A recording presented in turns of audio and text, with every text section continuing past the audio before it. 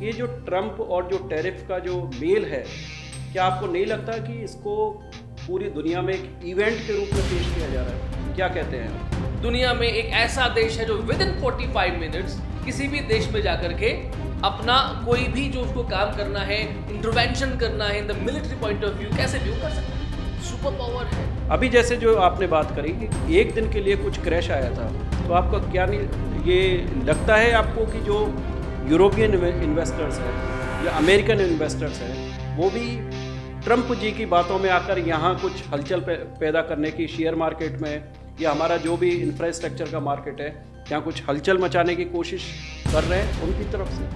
कई बार ऐसा लगता है कि हम लोग एक बचपन में ना एक दिनकर जी कविता मैंने पढ़ी, चांदी लुढ़की सोना चढ़ा बुजुर्ग पाठक बोला, लुढ़कनी ही थी पहले पर पैरों में थी, फिर कमर चढ़ी, फिर गले पे पड़ी, अब सिर पे चढ़ेगी तो उसके बाद में कहाँ जाएगी, उतरेगी। नमस्कार दोस्तों, ये है डिटॉक शो पॉवर्ड बाय खुद स्टूडियो और मैं हूं आपका दोस्त और होस्ट दिनकर शर्मा।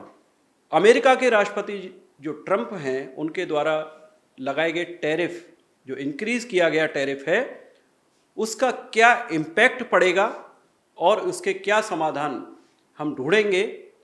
इस सब्जेक्ट पर चर्चा करने के लिए आज हमने इनवाइट किया है एक स्पेशल गेस्ट जो एक्सपर्ट हैं जियो पॉलिटिक्स के, करंट अफेयर्स के। नाम है जिनका निधीश गोयल, और जम्मू द्वीप द जम्मू टॉक शो नाम से जिनका यूट्यूब चैनल है, जहां पर वो समसामयिक सब्जेक्ट्स की, जियो पॉलिटिक्स की चर्चा करते हैं, एक्सपर्ट के फॉर्म में है। तो निधीश जी नमस्कार, आपका स्वागत है मेरे शो पर। थैंक यू दिनकर जी, बहुत बहुत धन्यवाद आपका आपके इस मंच पर स्थान देने के लिए। सभी दर्शकों को प्रणाम, जय श्री राम। ये जो ट्रम्प और जो टैरिफ का जो मेल है, क्या आपको नहीं लगता कि इसको पूरी दुनिया में एक इवेंट के रूप में पेश किया जा रहा है? क्या कहते हैं आप? देखिए, इवेंट तो वो भी हुआ था जब आप हाउडी मोदी या हाउडी ट्रम्प की बात कर रहे थे। अच्छा। इवेंट वो भी हुआ था जब मोदी माय फ्रेंड की बात हो रही थी। लेकिन इवेंट का मकसद क्या होता है? इवेंट्स तो बहुत सारे होते हैं अलग अलग तरीके के, लेकिन इवेंट का मकसद क्या है वो जानना ज़्यादा ज़रूरी है। ट्रम्प एक बौखलाए हुए व्यक्ति हैं। आपने होता है कि जब कि ना आपने चूंकि टैरिफ की बात की, तो कई बार ऐसा लगता है कि हम लोग एक बचपन में ना एक दिनकर जी कविता मैंने पढ़ी थी, चांदी लुढ़की सोना चढ़ा बुजुर्ग पाठक बोला, लुढ़कनी ही थी पहले पर पैरों में थी, फिर कमर चढ़ी, फिर गले पे पड़ी, अब सिर पे चढ़ेगी तो उसके बाद में कहाँ जाएगी, उतरेगी। सिर पे चढ़ेगी तो उतरेगी। तो कहाँ जाएगी, हवा में उड़ेगी या नीचे उतरेगी। अमेरिका का क्या सीन है कि लंबा समय हो गया है, एक कार्टून आया था 1925 में, उसमें अमेरिका बड़ा नीचे था, एक दुबला सा ड्वार्फ बौना, और भारत, चाइना और अफ्रीका ये जायंट्स के रूप में थे, क्योंकि अमेरिकी अर्थव्यवस्था जो है वो डाउन जाने वाली है। और 1925 की बात कर रहा हूँ मैं, और ये तीनों जो है ये आगे बढ़ेंगे। उस समय शायद ये था कि भारत को जल्दी ही आज़ादी मिलने वाली है, बिकॉज ब्रिटेन की हालत बहुत ख़राब थी। ये अलग बात है, उसकी अलग कहानी है, हम आज उसमें नहीं जाएंगे, हमारा विषय नहीं है कि किस कारण से भारत को आज़ादी मिलने में देरी हुई, कैसे वो 1920 में मिल सकती थी, वो 1947 तक क्यों खींची, क्या कारण रहे उसके, जो भी है। लेकिन आज अमेरिका की हालत वही चांदी जैसी है। अच्छा। चढ़ चुका है।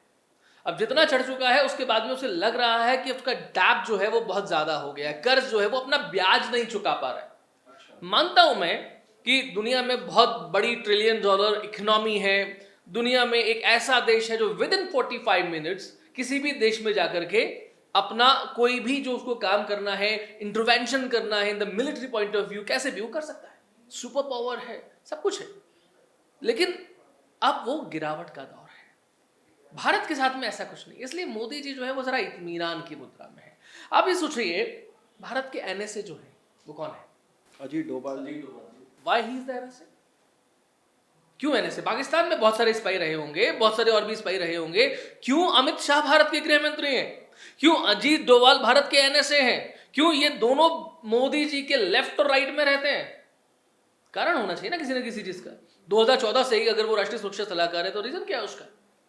दिल्ली में एक फाउंडेशन काम करता है, विवेकानंद फाउंडेशन उससे कहते हैं, उसके संस्थापक थे। जितनी योजनाएं 2014 में जब पहला भाषण हुआ 15 अगस्त को लाल किले की प्राचीर से, देवालय की बात हुई, शौचालय की बात हुई, स्वच्छ भारत की बात हुई, ये सब चीजें हुई लगातार।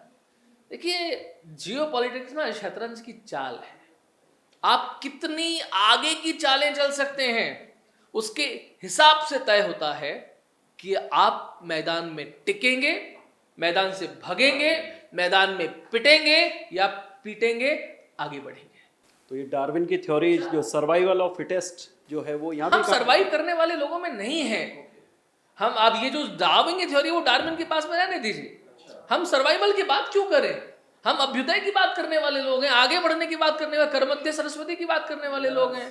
तो हम सर्वाइवल होने में हम कोई कीड़े मकोड़े थोड़ी है भाई साहब, कि ना आपने हमें रख दिया और उसके बाद में हम चुपचाप पड़े हुए हैं कि भैया खाना खाया, उसके बाद में सो गए, फिर उठ गए, फिर बातचीत कर ली। ऐसा थोड़ी, हम पुरुषार्थ की संस्कृति वाले लोग हैं। यस बिल्कुल। हम वो लोग हैं जो कि धरती से स्वर्ग तक जाने के लिए सीढ़ियां बना देते हैं।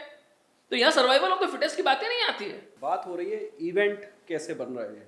इवेंट्स, मैंने आपको शुरुआत में ही कहा कि इवेंट सारे बन रहे हैं, और वो क्यों बन रहे हैं कि ट्रम्प क्या कर रहा है, इसलिए मैंने चांदी वाली बात की कि वो उतार पर है या हम चढ़ाव पर है।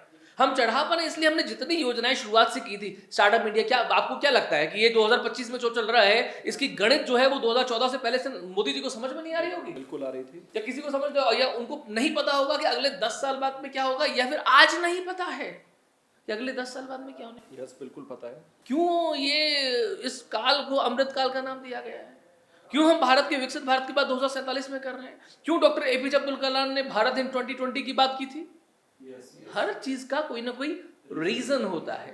तो वो बात हमें समझनी चाहिए ठीक प्रकार से। तो ये सब जो बातें चल रही हैं कि हम जिस भी योजना की बात करें, वो योजना इसीलिए लागू की जाती है भारत में क्योंकि उसका 10 साल बाद क्या प्रभाव पड़ेगा, या दुनिया भर में क्या चल रहा है। महाभारत का युद्ध होता है, श्री कृष्ण से ज्यादा इंटरनेशनल रिलेशंस के बारे में किसने बात की? तो सारा पूरा संसार में उन्होंने इंटरनेशनल रिलेशंस ही तो स्थापित किए।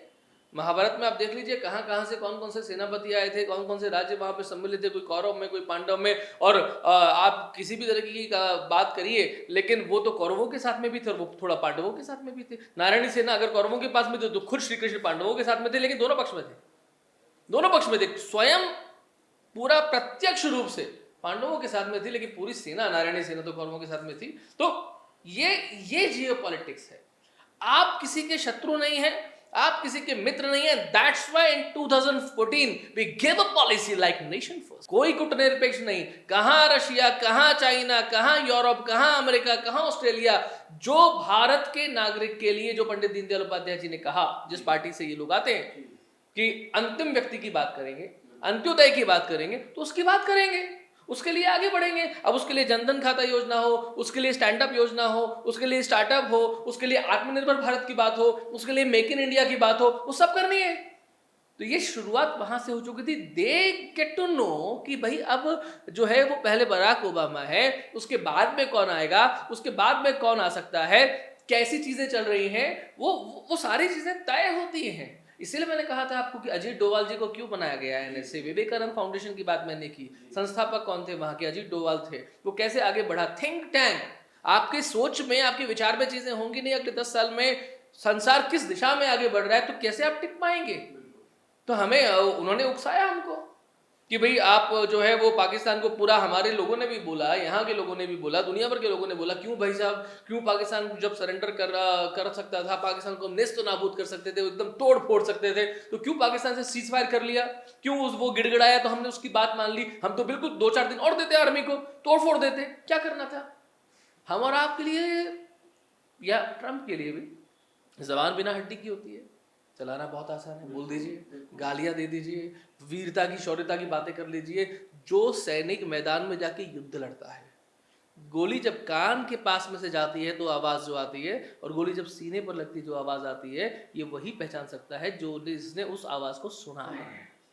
तो हमने और आपने तो सुना नहीं इतने ध्यान से, और हम सुनने जाएंगे भी नहीं, लेकिन हम सुना पूरी दुनिया को देंगे कि ये करना चाहिए था, और ये हमें जो करना चाहिए था, जो प्रिसाइज अटैक करना चाहिए था, अपना लक्ष्य करना चाहिए था, वो हमने कर लिया।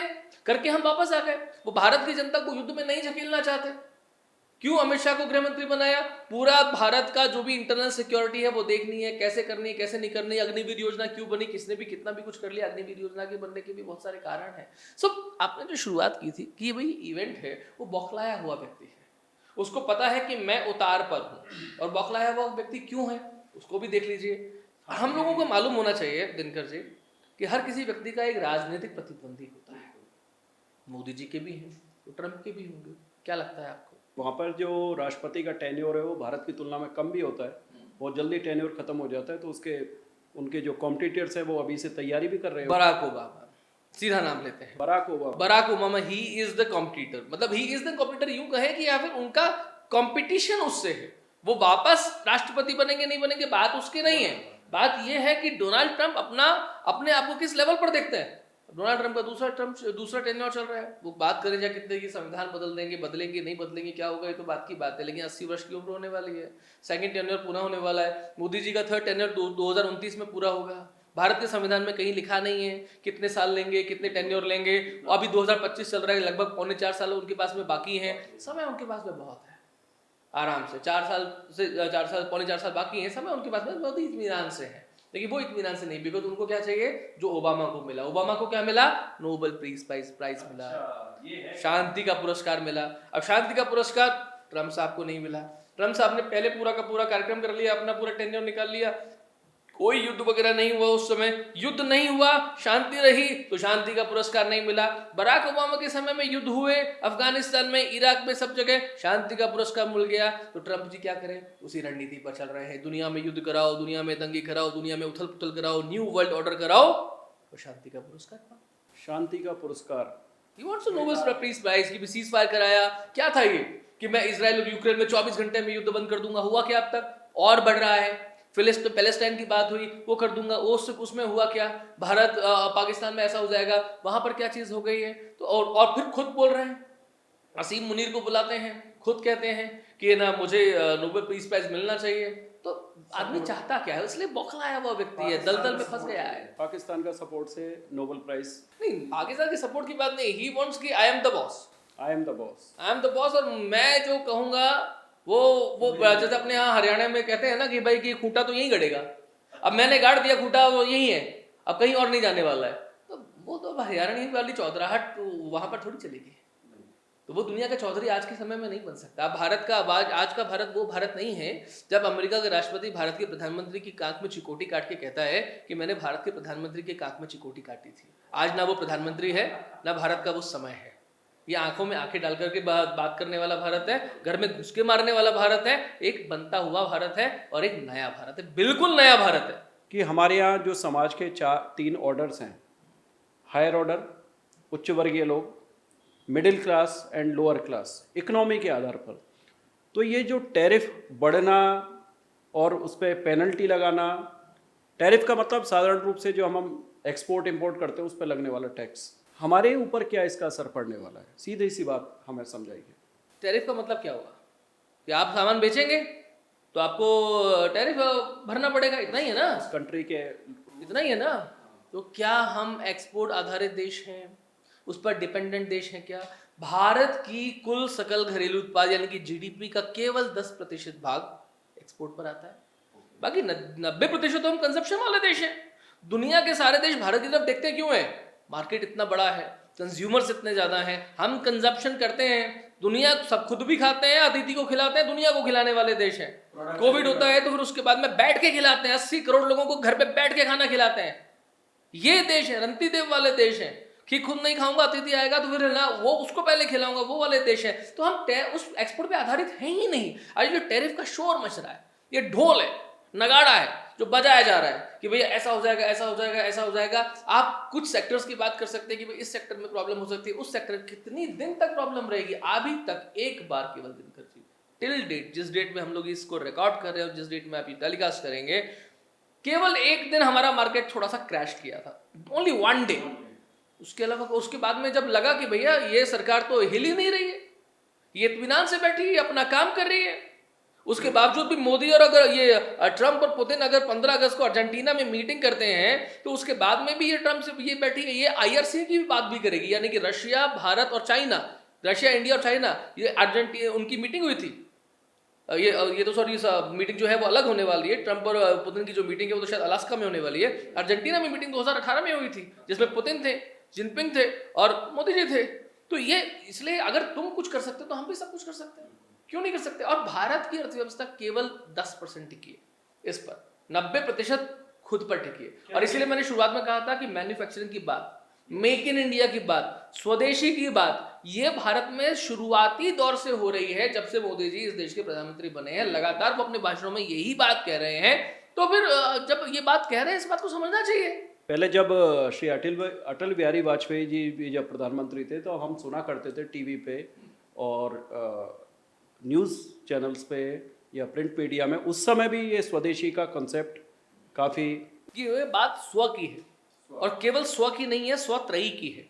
जब हम जय घोष कहते हैं, जय शिवा सरदार की, जय राणा प्रताप की, तो जब शिवा सरदार की बात करते हैं, छत्रपति शिवाजी महाराज की बात, तो स्वराज्य की बात करते हैं। स्वराज, लोकमान्य बाल गंगाधर तिलक की बात करते हैं तो वो कहते हैं स्वराज्य मेरा जन्मसिद्ध अधिकार है, मैं इसे लेकर रहूंगा। लेकिन वे लोगों के लिए केवल एक शब्द दे रहे हैं, स्वराज्य। लेकिन ये स्वत्रयी है।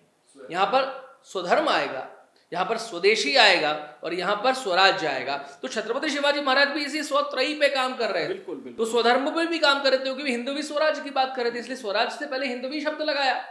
तो तीनों की बात है, इसलिए उसमें दूसरे नंबर पे स्वदेशी भी है, तीसरे नंबर पे स्वराज्य भी है। तो ये सब करना पड़ेगा। अभी आपको केवल स्वाधीनता की बात हुई है, ये पराधीनता। पहली बात तो ये कि क्या हम पराधीन वाकई में थे तो कितने थे, किस कैडर में थे, तो वो भी बात करनी पड़ेगी। चलिए उसको छोड़ देते हैं कि पराधीनता से स्वाधीनता मिली, उस डिबेट में नहीं जाते हैं हम लोग अभी। लेकिन ये तीन तो बात बहुत पहले से चल रही है। आपकी नजर में कब आती है या नजर में कब लाई जाती है, उसका अपना एक समय होता है। वो समय है तो आपको बता रहे हैं इसके बारे में। मेरी बात इसी से एक और जोड़ूंगा, जो हाई एंड टेक्नोलॉजी का क्षेत्र है, जैसे स्पेस है, वहाँ हम काफ़ी हद तक इंडिजीनस हो चुके हैं। डिफेंस है, कंप्यूटर टेक्नोलॉजी है, ये ऐसे बहुत सारे बड़े सेक्टर्स हैं, हैवी मशीनरी है। क्या वहाँ आपको नहीं लगता कि वहाँ असर आएगा? जब माँ अपने बच्चे को जन्म देती है तो 9 महीने थोड़ा दुख में भी रहती है ना, तभी तो संसार में एक नई सृष्टि का उदय होता है।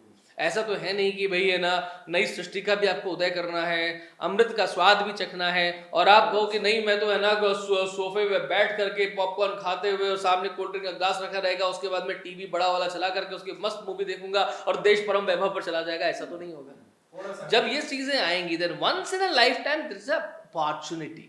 जब आपको मौका मिलता है अपना पुरुषार्थ आगे बढ़ाने का, खुद को सिद्ध करने का, साबित करने का कि मैं हूं कौन।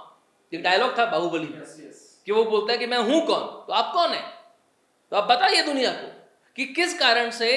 मैं यहां पर एक और कट देता हूं दर्शकों को कि सारे इतिहासकारों का मानना है 70 से 100 साल या ज्यादा से ज्यादा 150 साल, इतना तो समय नहीं लगता, 70 से 100 साल अगर किसी भी दुनिया के किसी भी देश में यवनों का साम्राज्य हुआ, आक्रमण हुआ, उस देश की पूरी स्थानिक धर्म संस्कृति विनाश हो गया। क्योंकि उनका आक्रमण केवल राजनयिक आक्रमण नहीं था, उनका आक्रमण मंदिरों का विध्वंस भी था, महिलाओं का उत्पीड़न भी था, अपहरण भी था, सब कुछ था उस आक्रमण में। लेकिन ये एक आश्चर्य का विषय है कि पिछले 700 से 1000 सालों तक निरंतर उन्हीं का, और केवल उनका नहीं बल्कि Islamic, Christian, communist, global market forces, इनके तमाम झटकों के बावजूद भी भारत अपनी धार्मिक संस्कृति और सुरक्षा को इतना सुरक्षित, मैं यहाँ पे जोर दे रहा हूँ इस शब्द पे, कि इतना सुरक्षित कैसे रख पाया। इस एक ही देश में 120 करोड़ हिंदू रहते हैं, नाम के हो या काम के हो, कुछ भी हो, लेकिन 120 करोड़ हैं जो अपने आप को हिंदू कहते हैं। और अगर हिंदू कहते हैं तो एक बार कहीं ना कहीं तो उनके मन में हिंदुत्व है, आज मानेंगे कल मानेंगे। तो this is a rise of Hindutva era once again. तो ये वो वाली चीज है जिसको हमें थोड़ा गहराई में उतर के समझना पड़ेगा, वरना आप सतह पर देखेंगे तो फिर हिचकोले खाएंगे। अभी जैसे जो आपने बात करी कि एक दिन के लिए कुछ क्रैश आया था, तो आपका क्या नहीं ये लगता है आपको कि जो यूरोपियन इन्वेस्टर्स है या अमेरिकन इन्वेस्टर्स हैं, वो भी ट्रंप जी की बातों में आकर यहाँ कुछ हलचल पैदा करने की, शेयर मार्केट में या हमारा जो भी इंफ्रास्ट्रक्चर का मार्केट है, यहाँ कुछ हलचल मचाने की कोशिश कर रहे हैं उनकी तरफ से? देखिए, दुनिया में किसी को बढ़ना किसी को पसंद आता नहीं है, क्योंकि दुनिया में धर्म केवल हमारे पास में है। वसुधैव कुटुंबकम सर्वे भवन्तु सुखिनः, हम बात करें अगर इन सब वैदिक अवधारणाओं की, तो ये हमारे अलावा किसी और के पास में है क्या? जियो और जीने दो, कृणवंतो विश्वमार्यम, ये केवल हम ही बात करते हैं। बाकी तो सभी करते हैं कि सर्व, जो आपने भी कहा डार्विन की theory, survival of the fittest, इसको मारो उसको काटो और उसके बाद में रहो। हम तो वो देश है जहां पर बचपन में मैं कहानी एक आती थी कि देव और दानवों के बीच में चीज आती है, गुरुजी लड्डू देते हैं एक थाल में कि ये लड्डू आपको खाने हैं और आपको अपना जो हाथ है वो मोड़ना नहीं है, कोहनी मोड़नी नहीं है। दानवों को समझ नहीं आता है, दानव हाथ से लड्डू लेते हैं, वो हवा में उछालते हैं और मुंह खोल के खाने की कोशिश करते हैं। दानवी संस्कृति है। लेकिन देवों की संस्कृति क्या कहती है? आप और मैं बैठे हैं, मैंने इधर से लड्डू उठाया आपके मुंह में डाला, आपने इधर से लड्डू उठाया मेरे मुंह में डाला, आपके मुंह में भी आया मेरे मुंह में भी आया, हम आराम से बैठ के खा रहे हैं। इसको सभ्यता कहते हैं, इसको ज्ञान कहते हैं, इसको बुद्धि विवेक समझ कहते हैं। इसको ये कहाँ किसी के पास में है? तो जिसके पास में होगा उससे वो दानव तो लड़ेगा ना, उससे वो तो जलन करेगा ना, अरे हमें तो मिलता नहीं है, नहीं मिलता है तो इनको लूटो खसोटो, इनको खाओ। तो चाहे वो उसके लिए हिरण्यकश्यप हो, हिरण्याक्ष हो, जय विजय हो, रावण हो, कंस हो, मोहम्मद बिन कासिम हो, गौरी गजनी हो, कोई भी हो, ये तो लगातार चलेगा। तो यूरोप से आने वाला हो, ऑस्ट्रेलिया से आने वाला हो, अमेरिका से आने वाला हो, अफ्रीका से भी, क्या क्या डरना उससे? अपने आप को बढ़ाने वाली बात है। तो आप अपने आप को बढ़ा रहे नहीं बढ़ा रहे, अपनी बड़ी लाइन कर रहे हैं या नहीं कर रहे? उनकी लाइन को क्या कर रहे हैं उसके लिए बहुत लोग काम कर रहे हैं, चाहे वो अज्ञात बंदूकधारी हो, वो भी हमारे पक्ष में काम करे तो हमारे मित्र, अगर वो भी हमारे पक्ष में काम करे तो उसमें हमारी क्या समस्या? अज्ञात बंदूकधारी नहीं, हमारे पक्ष में काम कर रहे हैं, देश के दुनिया भर के दुश्मनों का सर्वनाश कर रहे हैं, जो मानवता के विरुद्ध है, उन लोगों का अगर कम हो रही है संख्या, तो उसमें समस्या क्या है? कि अंतर्राष्ट्रीय दबाव एक फैक्टर है, इंटरनेशनल प्रेशर, और एशियन कंट्रीज़ पर हमेशा इंटरनेशनल प्रेशर रहा है जब उन्होंने आगे बढ़ने की कोशिश की। तो भारत की इकोनॉमी जब आगे बढ़ रही है, तीसरे स्थान पर हमें और आगे पहुंच सकते हैं, तो भारत और भारत की सरकार ये जो टैरिफ का प्रेशर है, कभी यूरोपियन कंट्रीज से और कभी अमेरिका से, इसको भारत की सरकार जिस तरह से टैकल कर रही है प्रेशर टैक्टिक्स को, आप उसको कैसे देखते हैं? देखिए, कोट आता है, मध्यम आंच पे जलना होगा। तो सोना ना तपता है तो कुंदन बनता है, ऐसे तो नहीं होता। जितने लोग आपके यहाँ पर बैठे हैं ये साधक लोग हैं और ये बहुत तपे हुए लोग हैं, इन्होंने पूरा जीवन जो है वो दे दिया है। जब कब इसको कहते हैं ना कि इदम राष्ट्राय इदम न मम, तो ये सब राष्ट्र के लिए है, मेरे लिए नहीं है। जब कोई व्यक्ति ये कहता है कि मैं तो फकीर हूँ जी, जब जी चाहेगा झोला उठा के चल पड़ूंगा, मेरा क्या लेना देना है मेरे बच्चों के लिए, ना पत्नी के लिए, परिवार के लिए। तो अगर आप मोदी जी की बात करेंगे तो कौन सी पत्नी के लिए, कौन से परिवार के लिए, कौन सी माँ के लिए, कौन से भाई के लिए, कौन से बच्चों के लिए उन्होंने क्या कुछ करके रख दिया? जो किया वो देश के लिए किया, जो कर रहे हैं वो देश के लिए कर रहे हैं। तो ऐसे में किसके प्रेशर में आएंगे? और कौन उन्हें, आपने कब देखा आज तक कि ना ये व्यक्ति प्रेशर में, उसकी भाव भंगिमा से लगा है, किसी और तरीके से लगा है? लोकसभा में जिस तरह से इस मामले को टैकल किया, तो लोकसभा में आप देखिए ना, लोकसभा में अगर प्रतिपक्ष का नेता ये कहता है कि भाई मोदी जी में अगर इंदिरा गांधी का 50% भी होता तो ये डोनाल्ड ट्रंप का नाम ले देते हैं। लेकिन मोदी जी ने डोनाल्ड ट्रंप का नाम लिया कि आप उकसाएंगे किसी को, आप उकसा सकते हैं, लेकिन अगर सामने वाला व्यक्ति गहरा व्यक्ति है तो आपके उकसाने में नहीं आएगा। यही एक सच्चे राजनीतिज्ञ की पहचान होती है। उन्होंने ट्रंप का नाम नहीं लिया, लेकिन वही मोदी जी ये भी कहते हैं कि अगर तुम मेरे मुंह में उंगली करोगे तो उसका जवाब तुम्हें वैसा का वैसा मिलेगा। क्योंकि अगर ये गांधी का देश है तो ये सुभाष का देश भी है, ये बुद्ध का देश है, लेकिन ये भी जानता है कि शांति शक्ति की स्थापना से ही आती है। हम नवरात्र करते हैं तो शक्ति की स्थापना की बात करते हैं, धर्म संस्थापना की बात करते हैं तो उसमें युद्ध होगा, तो युद्ध से हमें कोई एतराज नहीं है, युद्ध है तो युद्ध है।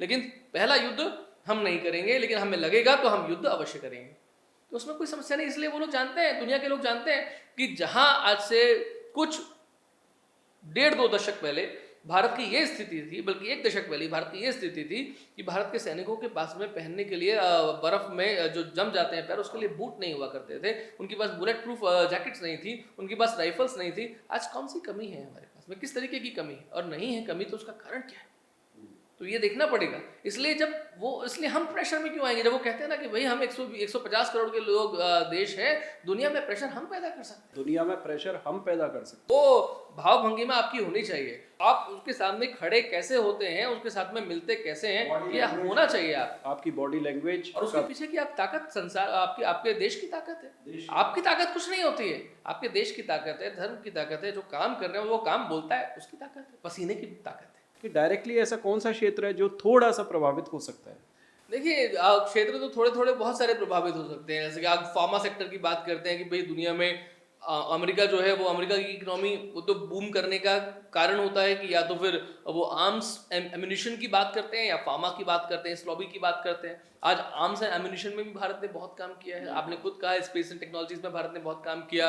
आज भारत में हिंदुस्तान एरोनॉटिक्स जो है, एचएएल जो है वो अपना काम कर रही है, डीआरडीओ अपना काम कर रही है, आयुध हम अपने खुद बना रहे हैं। अब ये नहीं है कि हमको किसी पर बम फोड़ना है, मिसाइल चलानी है तो हमने मिसाइल यहाँ से दबा दी और उसका जो बॉम्ब है उसका वो तब खुलेगा जब वहां से कोई आदमी बटन दबाएगा।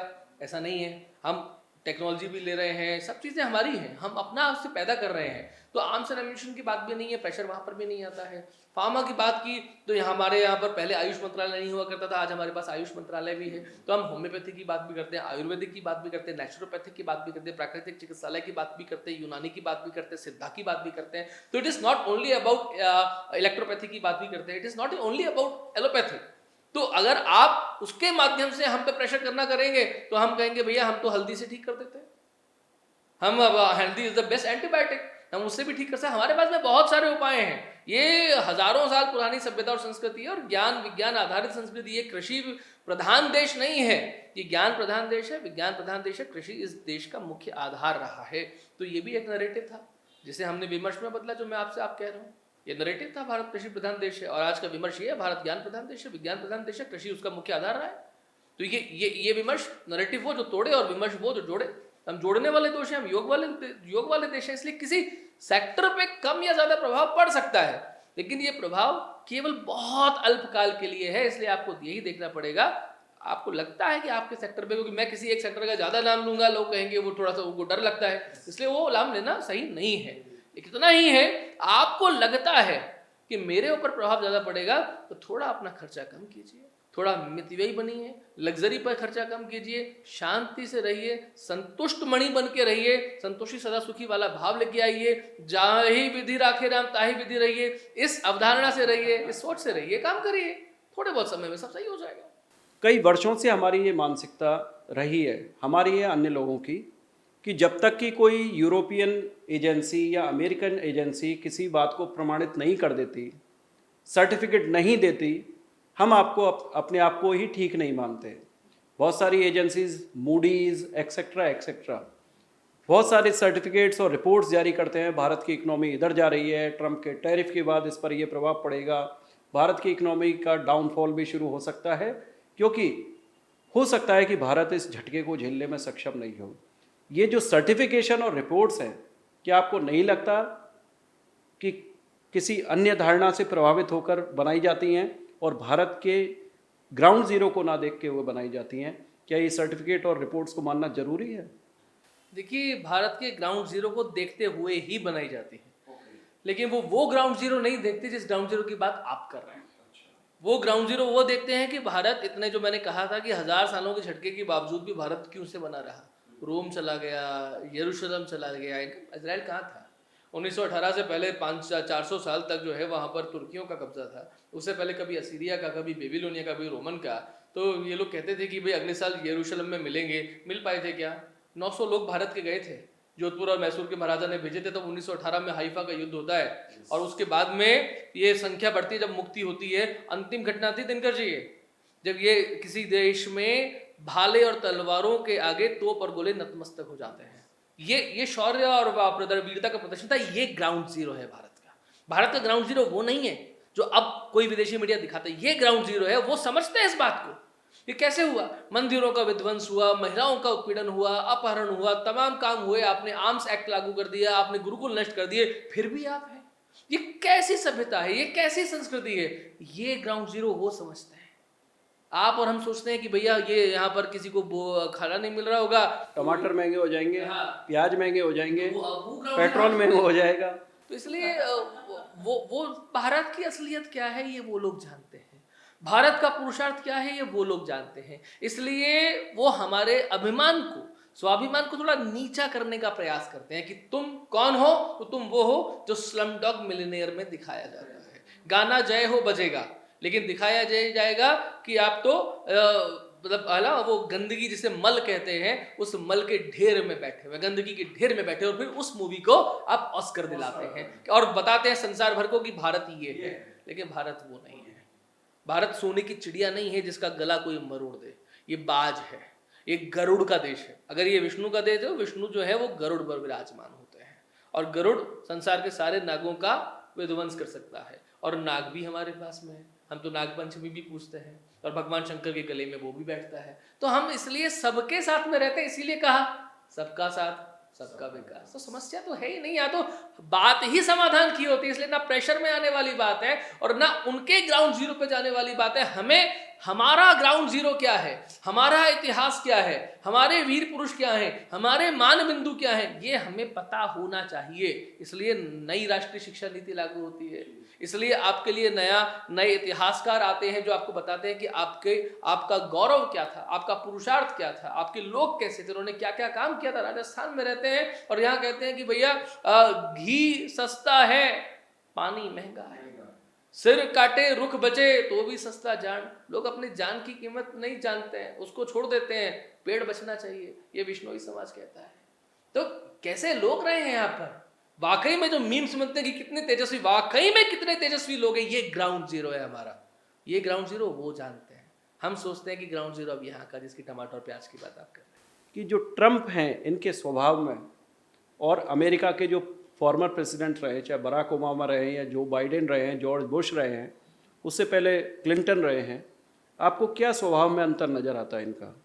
देखिए पार्टीज का अंतर है, वो कोई डेमोक्रेटिक से आता है, कोई रिपब्लिकन से आता है, कोई कुछ कहता है, कोई मागा की बात करता है, मेक अमेरिका ग्रेट अगेन की बात करता है। Ultimately they are with philosophical कि ये भैया किस तरीके से रहना है, व्यापार करना है। अमेरिका है क्या, दुनिया की ब्राइटेस्ट माइंड्स को अपने साथ में लेता है और उसके बाद में उनके दौर पे आगे बढ़ता है। अमेरिका का जो मूल अमेरिकन है, जिसके लिए हम ये बोलते हैं कि मेक अमेरिका ग्रेट अगेन, तो उसमें किस अमेरिकन की बात करते हैं? क्या वो उस अमेरिकन की बात कर रहे हैं जिसको कोलंबस ने खोल करके रेड इंडियंस की बात की थी? नहीं, केवल एलिट क्लास की बात करते हैं। वो एलिट क्लास की बात करते हैं तो फिर वो एलिट क्लास थोड़ा अलग है। शशि थरूर जब कहते हैं कैटल क्लास, वो तो मवेशी समझते हैं ना।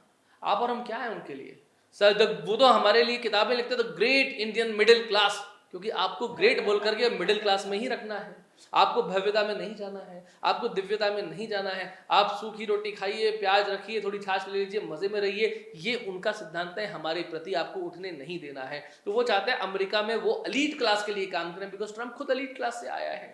तो वो व्यक्ति थोड़ी है जो मोदी जी की तरह से शाम होगी तो फिर अलग किनारे से लेकर के ठंडी खिचड़ी खा लेगा।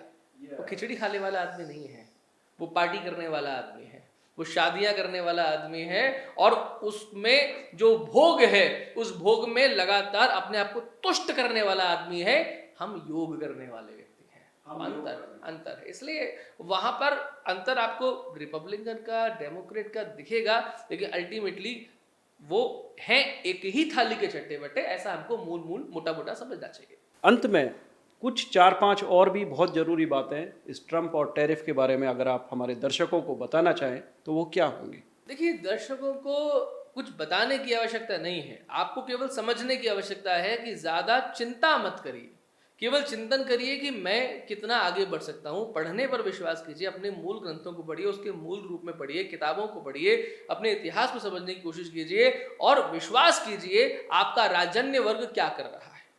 चिंता मत करिए, ये परेशान होने की जरूरत नहीं है कि भारत में क्या होगा। परेशान होने की जरूरत तो भारत में 1980s में थी, जब टेक्स्ट लिखा हुआ आता है कि India is for sale, Bharat दिवालिया होने के कगार पर है। आज इतना सब कुछ होने के भी भारत का मार्केट क्रैश नहीं करता है। इतना सब कुछ होने के बावजूद भी आप और हम थर्ड एसी में, सेकंड एसी में यात्राएं करते हैं। इतना सब कुछ होने के बावजूद भी भारत में महाकुंभ होता है और करोड़ों लोग वहां पर पहुंचते हैं। तो ये इसमें चिंता क्यों करनी है? चिंता हमें कराई जाती है। क्यों? जैसे कि चिंता करिए, परेशान रहिए और आप वही व्हाइट कॉलर पीपल बन के रहिए जिसके लिए भारत में कही थी कि भैया अंग्रेज चले गए और अंग्रेजी छोड़ गए, और औपनिवेशिक मानसिकता से ग्रस्त रहिए कि बिना अंग्रेजी के हमारा काम नहीं हो सकता। वो कॉलोनियल माइंडसेट। मैं तो जब भी बात करता हूँ मेरे चैनल पे, जम्बू टॉक्स पे आप देखिएगा, तो हम तो जम्बू द्वीप की बात करते हैं। I don't talk about the meaning of अखंड भारत। अखंड भारत की बात करते हैं तो उसमें भी हम वही कॉलोनियल माइंडसेट लेकर रखते हैं कि भाई अंग्रेजों ने जहां पे राज किया था, आज के पाकिस्तान में, आज के बांग्लादेश में, और ऐसा करके, तो अंग्रेजों ने जहां जहां राज किया था वो अखंड भारत है। नहीं साहब, महाभारत को मैं तो भारत का इतिहास मानता हूँ, आप क्या मानते हैं, ये आपका दृष्टिकोण है। और जब महाभारत भारत का इतिहास होता है, तो जब युधिष्ठिर राजसूय यज्ञ करते हैं, बाकी चारों पांडव जो है चार अलग अलग दिशाओं में जाते हैं, तो अर्जुन उत्तर कुरु तो जाके आते हैं, जिसे आजकल साइबेरिया कहते हैं। तो ये जो जम्बू द्वीप है, ये एक मिनिमम लेवल पर भी बात करें तो आज का यूरोप और एशिया मिलके बनता है। जैसे क्योंकि एक महाद्वीप होने की पहली शर्त ये होती है कि आप चारों ओर से पानी से घिरे होने चाहिए। नीदर यूरोप नॉर एशिया, इन दोनों में से कोई भी महाद्वीप ऐसा है ही नहीं जो चारों ओर से पानी से घिरा हुआ हो। तो ये तो मिनिमम है। तो जब हम संकल्प करते हैं अपने यज्ञ हवनों में, जम्बू द्वीपे भरतखंडे आर्यावर्ते भारतवर्षे, अपने लोकल अपने शहर का नाम लेते हैं, अपने गोत्र का नाम लेते हैं, जब संकल्प ये करते हैं तो जरा संकल्प को ठीक से निभाने का प्रयास कीजिए। इसलिए हम तो कहते हैं कि पुनश्च जम्बू द्वीप, अपने जीवन काल में हम वापस से, आप ठीक है, हमको सरकार के लेवल पे ये कहने की जरूरत नहीं है कि भैया रशिया भी हमारा है, चाइना भी हमारा है, वो पांचों स्थान भी हमारे हैं। तो सरकार के लेवल पे हमें कहने की जरूरत नहीं, लेकिन समाज के लेवल पे हम क्यों नहीं कह सकते? समाज के लेवल पे तो हम कह सकते हैं ना। सरकार के लेवल पे सरकार अथॉरिटी के साथ में जो करना है उसको जब करना है, जो तीर जब चलाना है वो तब चलाएगी, ये उनकी मानसिकता है। लेकिन समाज के लेवल पे जो समाज की मानसिकता बदलनी है, उसको जो पुरुषार्थ लेके आना है, उसका अभिमान जागृत करना है, वो हमको करना है। तो यही बात है, आप अपने आप को बढ़ाइए, चिंता करने की कोई आवश्यकता नहीं है, चिंतन करने की आवश्यकता है। अपने आप को बढ़ाइए, थोड़ा गहरे में जाइए और विश्वास रखिए अपने राजन्य वर्ग पे, विश्वास रखिए अपने नेतृत्व पे। वो आपके लिए ही काम करता है और आपके लिए ही काम कर रहा है, आगे भी करेगा। भारत को विश्व गुरु बनने से, एक विकसित देश बनने से, जिसमें विकास भी होगा और विरासत भी होगी और सहेज के रखी जाएगी, कोई नहीं रोक सकता। दुनिया की कोई ताकत नहीं जो हमें रोक सके। कि भारत के नागरिकों का एक बहुत बड़ा वर्ग यूरोप में और अमेरिका में रहता है। वहाँ सारे डॉक्टर्स, इंजीनियर्स, टेक्नोक्रेट, साइंटिस्ट और बहुत सारे लोग पॉलिटिक्स में भी हैं। उनका क्या रिएक्शन रहेगा अमेरिका के लिए, क्योंकि वो अपने देश को भी देख रहे हैं। ट्रंप को या दूसरे जो राष्ट्रपति वहाँ बने हैं, सबको उन्होंने पॉलिटिकली सपोर्ट किया है कहीं ना कहीं। तो जब ट्रंप ऐसी बात करते हैं भारत को पेनलाइज करने की, भारत के ऊपर टैरिफ बढ़ाने की, तो वहाँ के लोगों का क्या रिएक्शन है ट्रंप के प्रति, वो थोड़ा सा बताने की कोशिश। देखिए, जब आप किसी से दूर होते हैं ना, तो आपको उसकी वास्तविक प्रेम का अनुभव होता है, वरना आप किसी को भी टेकन फॉर ग्रांटेड लेते हैं। आपके आइडेंटिटी कार्ड में जो एक नेशनलिटी का कॉलम है, जिसमें इंडिया लिखा हुआ होगा या भारत लिखा हुआ होगा या हिंदू लिख दीजिए, जो भी है, लेकिन जिस दिन वो भारत चला जाएगा ना, उस दिन आप कहीं के नहीं रहेंगे। जब तक आपकी राष्ट्रीयता में भारत लिखा हुआ है, तब तक आप हैं। वो लोग जो 20 साल पहले, 30 साल पहले, 40 साल पहले, 50 साल पहले चले गए, यूके में, ऑस्ट्रेलिया में है, ब्राज़ील में है, अफ्रीका में है, रशिया में है, चाइना में है, अमेरिका में है, कहीं भी है, लेकिन इतने सालों के बावजूद भी ना, जब एक गीत आता है कि चिट्ठी आई है, बड़े दिनों के बाद तुम्हारी याद सताई, लोग लौट के आ जाते हैं। आपको उनके मर्म पर एक बार थोड़ा सा एक प्रहार करने की नहीं, बल्कि खटखट करने की जरूरत, खटखटाने की जरूरत। आप श्योर हमसे ज्यादा देशभक्त हैं, आपसे और हमसे ज्यादा पैसा खर्च करने को तैयार हैं, आपसे और हमसे ज्यादा इतिहास पढ़ते हैं, आपसे और हमसे ज्यादा भक्ति के साथ में आगे बढ़ते हैं। क्यों?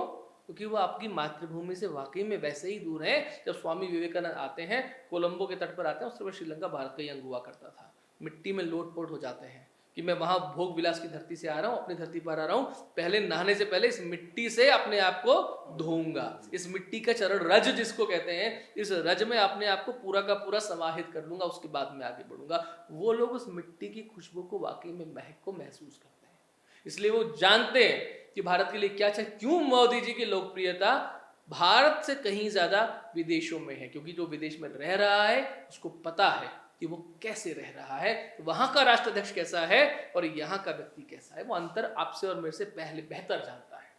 तो अंतर निश्चित रूप से वो लोग भी समझ रहे होंगे, और आगे आने वाले वर्षों में कहीं जो भारत के लोगों की बात है, वहाँ जो इंडियंस रहते हैं उनके माध्यम से कहीं ना कहीं अमेरिका की सरकार के पास भी गई होगी, निश्चित रूप से मेरा ये मानना है। तो व्यूअर्स, आज आपने निधीश गोयल जी, जो एक्सपर्ट हैं जियो पॉलिटिकल इश्यूज़ के, द डिटॉक्स शो पर आप क्या देखना चाहते हैं वो भी कमेंट बॉक्स में कमेंट करके बताएं। आपने ये पॉडकास्ट बड़े ध्यान से देखा, इसके लिए थैंक यू सो मच। फिर मिलते हैं अगले किसी नए पॉडकास्ट के साथ। तब तक आपके दोस्त और होस्ट दिनकर शर्मा को इजाज़त दीजिए। वंदे मातरम। Thank you.